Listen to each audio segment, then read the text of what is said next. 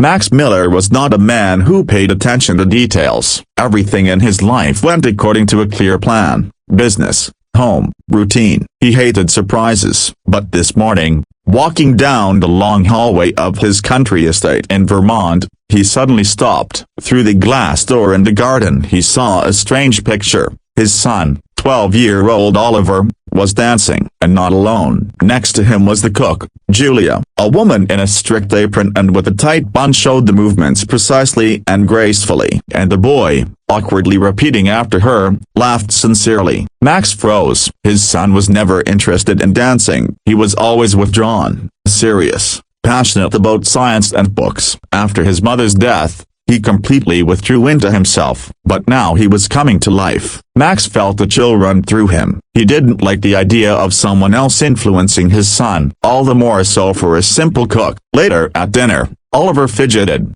barely able to wait for the meal to finish. Max couldn't help but notice this. "Do you have things to do after dinner?" He asked casually. "Yes, if you don't mind," Oliver muttered. "Dancing?" "Yeah." Max didn't answer. He realized he needed to talk to Julia. When he found her in the kitchen, she was not surprised. "I want to know the truth," he said, throwing a printout of an old article with her photo in front of her. It spoke of the young ballet star Evelyn Carter, who disappeared after a tragedy. Julia, or rather Evelyn, did not deny it. Yes, it was her. Once upon a time, her fiancé Tilda Copyright, also a dancer, died in a car accident. She couldn't dance anymore. Music became pain. That's why she left the stage, and she left herself. "Why are you teaching my son?" asked Max. "Because he reminded me of myself. Because he smiles when he dances. And before that, I didn't see a single smile in him," the girl replied. Max felt something inside him break. His son was looking for warmth that he could not find. Later he found Oliver in the room. "Son, if you really like it, you can continue. Is it true?" The boy didn't believe it. "True," the father replied, and so the training began.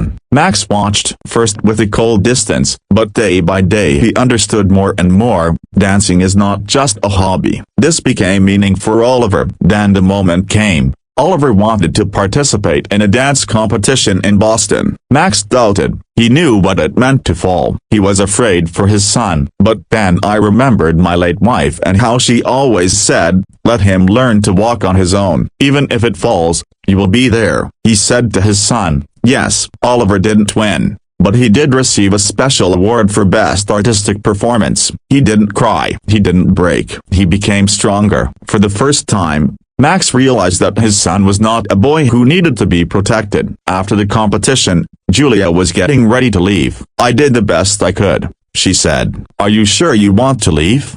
asked Max. It was his path. "I just showed the direction." Oliver hugged her, holding back tears. "Thank you. I will never stop dancing." Max was left alone with his son. The sun illuminated the garden where their story began. "What now?"